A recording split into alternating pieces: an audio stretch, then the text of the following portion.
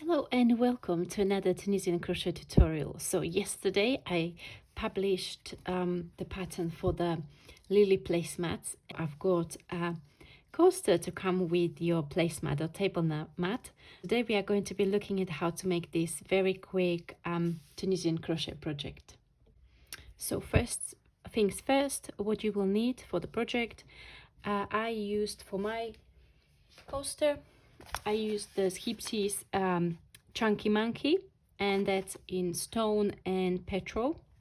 And for the project you will need about 17 grams of the yarn, slightly more for of the whitish color or the cream, the stone color, and less of the petrol, unless you want to swap the colors.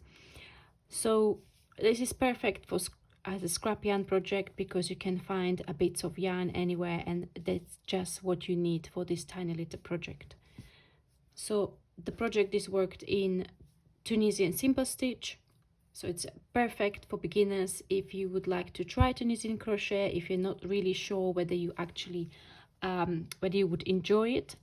It's also good because you don't need to buy the special Tunisian crochet hooks, because we will be working in panels. So you're working from left corner, and then you go up in a panel or in like a mini section, and then you join the next chains for the second panel, and you are working upwards, and then the third section. So you will ever need the width of 5 stitches on your hook, so you can easily use the normal crochet hook as long as it doesn't have that ergonomic adjustment. So you need a smooth crochet hook. Okay, and I use 6.5 millimeter. So let's dive in. So we are starting with the color A. For me, that's the stone. So you start with a slip knot, and then you place the loop on your hook and start chaining. So for this project you will chain 5. To chain you will yarn over the hook, pull through 2, 3, 4 and 5, and then you turn your chains around and you will work into the back bump of your chain stitches. So you'll place the hook from front to back, yarn over and pull up a loop to the next one. So each chain corresponds to a loop, which means a stitch in Tunisian crochet. So we've got 5 loops, and then we will work the return pass. For return pass you will yarn over, pull through 1, and then yarn over, pull through 2, and we will keep on repeating yarn over, pull through 2, like so. So we've got the base, we've got the foundation row, and now we start working Tunisian simple stitches. To work Tunisian simple stitch, you will insert the hook into the next or under the next front vertical bar, yarn over, pull up a loop, and the next one until across the row until you come to the edge. For the last stitch you will go under both strands, yarn strands of the last stitch, yarn over and pull up a loop, and then standard return pass. Okay, that's for row 2.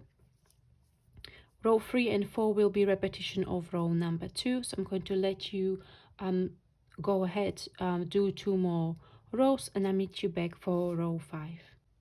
Welcome back. So for row number 5 we will still work a forward pass in our color A. However, we will change the color for the return pass. So first we are going to make 1 more loop on the hook by yarning over from front to back, and then you get your second color, you put the loop on the hook and pull through 2 loops. The reason why we are pulling through 2 loops is because we've just introduced another loop on the hook, which is an increase, but we want to maintain that 5 stitch width of the row, so we needed to do yarn over, pull through 2, which is a decrease stitch. And then you will continue with yarn over, pull through 2 across the row, and then you do forward pass in your color B until the last stitch, and we do exactly the same we'll yarn over from front to back, grab your color A, yarn over, pull through 2, and so on. So you repeat this one more time for rows number 7 and 8, and as you will be completing row 8, you will bring your color A on the return pass back to the beginning. So I'm let you go ahead to do 2 more rows, changing the color on return pass, and I'll meet you back after those 2 rows.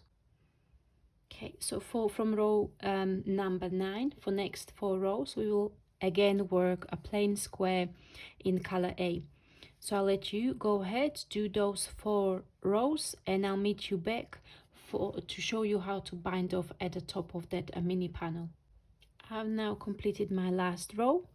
So what I'm going to do now, we are going to be binding off at the top. So to bind off, we will bind off in Tunisian simple stitch. So go into the next stitch as for Tunisian simple stitch, yarn over, pull up a loop, and pull through the loop on the hook. Then the next one, and the next one, and the end stitch as well. Like so. At this point, you will cut your yarn, pull through, and that's your first panel done. For your second panel, you will need to start in color B, and we are going to be attaching it at the bottom to the 2 loops of the first chain of those foundation chains. So you'll need to find the 2 back loops. So this will be this one, and then there is one here, and you are going to insert the hook into both of these. This makes very secure connection and holds the panels nicely together. And then we will chain 5. We'll pull through like so and chain 5. So that's 1, 2, 3, 4, and 5. We'll then turn our chains around and pick up the loops as we did initially. So we will end up with 5 loops on our hook in color B. Now we need to connect this to the side of the first panel. So what we're going to do is we are going to go 1 row up, which is this stitch here, and we will again insert the hook into the 2 back loops, yarn over, and pull up a loop. Now we have 6 loops, as you can see, but we only want to maintain the width of 5 stitches. We're also going to be changing the colors between forward and return pass. So what we are going to do is we bring the color A back, pull the loop, put the loop on the hook, and pull through 2. That makes a decrease, so we will maintain those 5 stitches per row, and then we will continue yarn over, pull through 2, like so. And then we will work a forward pass in color A. If you feel like that the loops got quite loose as you were working the row, all you need to do is just to tug on the strands of yarn at the back, and then we will connect this to the edge stitch of the 1 row up. Again, remember, through those 2 loops, yarn over, pull up a loop, and we will bring back our color B. And remember, that's a return pass with decrease, so yarn over, pull through 2. And then we will work forward pass in color B and attaching to the edge stitch 1 row up and back to color A. So once you have or you work the last forward pass, this will be in color A. You will change to color B, and the next section of the pattern will be the little square in the middle, and that will be a plain square in color B.